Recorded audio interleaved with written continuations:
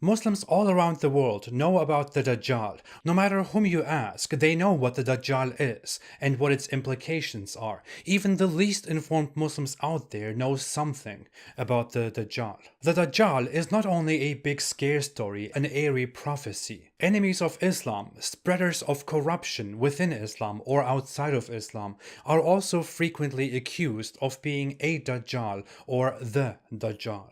So what is this strange name that people are so crazy about? According to Muhammad, the Dajjal is a person who will emerge before the last hour, the day of judgment in the end times. The Dajjal is expected to be a supervillain, the ultimate enemy of Islam, who will mobilize people around the world, deceiving the masses into following him and worshipping him, and eventually he will fight the Muslims. This is in a way very similar to the Christian Antichrist. In fact, the name Dajjal is short for the actual title of this guy, which is Al-Masih al-Dajjal, which translates to the deceiving Messiah or the false Messiah. It is almost certainly from Christianity. The Dajjal is not mentioned in the Quran, but he is mentioned many times in the Hadith. Muhammad reportedly said that the Dajjal will emerge from a land in the east, according to some Hadiths specifically from Khorasan, which is today a part of Iran, Afghanistan, Uzbekistan, and Turkmenistan. He will have many followers, but most importantly,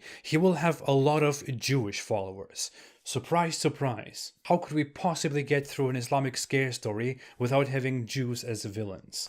A hadith says that the Dajjal will be followed by 70,000 Jews of Isfahan, Persian Jews, wearing Persian shawls. Awfully specific, very odd. Today there are only a few 100,000 Persian Jews, of whom only about 8,000 live in Iran, according to the Jewish Virtual Library. According to the reported prophecies, the Dajjal will claim to be the Messiah. He will claim to have divine powers. He will perform I guess I'm hungry. He will perform tricks, miracles, including killing someone by cutting him into two and bringing him back to life. The Dajjal will also have a bad appearance. He will have kafir, disbeliever, written between his eyes or eyebrows. And I guess only true believers will somehow see that it says kafir right here. According to many hadiths of Muhammad, he's also one-eyed, or one eye is like a bulging grape. That's why in certain depictions, like this one for example, he's depicted as a mysterious villain with one functioning eye and kafir between his eyes, or eyebrows. Here is another one, again, a little bit creepy. And here is another one made by some Muslims which looks very familiar. When the Dajjal is already strong and established, there will be one person who will come down to stop the Dajjal, Jesus, or the Islamic Isa. The Islamic Jesus will descend from the sky.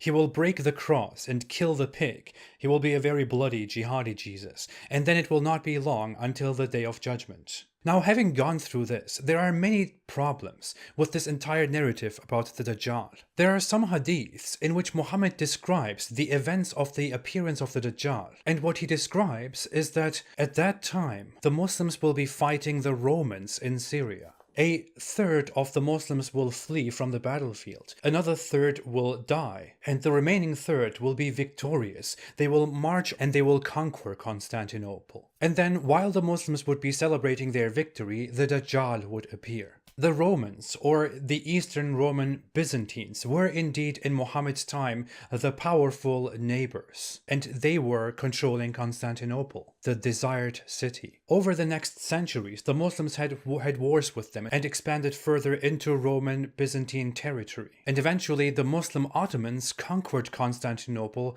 in 1453, and as you can see, neither the Dajjal appeared nor did the world end. But wait, there is more. Muhammad suspected 1,400 years ago that the Dajjal was already present. There was a guy named Ibn Sayyad. Muhammad encountered this guy, Ibn Sayyad, when Ibn Sayyad was only a child about to have his puberty. Apparently he was playing with some other children when Muhammad came by, and this kid did not show Muhammad any respect and didn't get out of the way. Upon which Muhammad became angry and said to the kid, "Do you not testify that I am Allah's messenger?" And this kid, Ibn Sayyad, then said, "I testify that you are the messenger of the illiterates."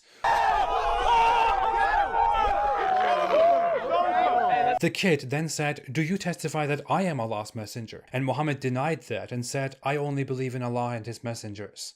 Muhammad was mad. Apparently, Muhammad then held something in his hand and asked the kid what it is, and the kid, Ibn Sayyad, then said it is smoke. These Muslim narratives really need to be a little bit clearer. What the hell is this? Muhammad then said to the kid, "Shame on you, you will not get very far." Then Muhammad's companion and later second Caliph Umar said to Muhammad, "Messenger of Allah, let me cut off his head."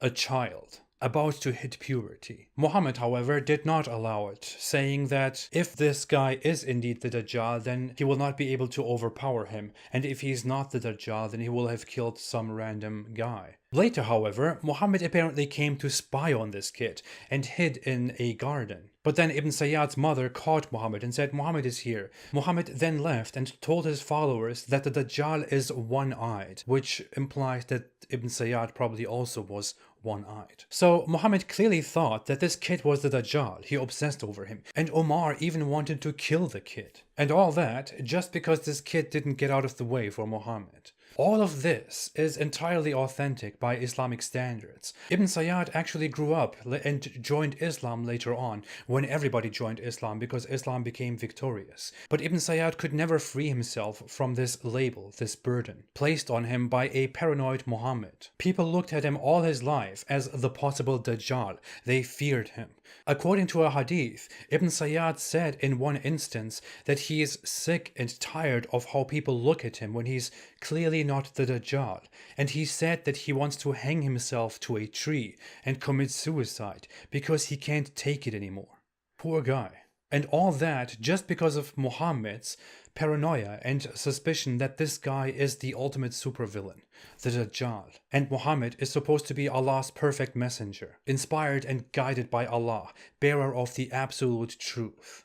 Doesn't really look like it. Muslims have been waiting for this Dajjal to appear for 1,400 years. I grew up in a family where it was passionately believed that the Dajjal could emerge anytime soon. We must prepare against him and against the Jews. People should really wake up and realize that this is a great delusion, that Muhammad's prophecies are nonsense. Instead, many Muslims today speculate about how the Dajjal might actually be something else. A narrative that was around when I was growing up was that America is the Dajjal, or Israel is the Dajjal. I'm pretty sure those are still going around. Or the media is the Dajjal, or later on the internet became the Dajjal. I bet there are people today claiming that TikTok is the Dajjal. But the sources are very clear. The Dajjal was supposed to be a person. It's nonsense. That's all there is to it. The Dajjal will never come.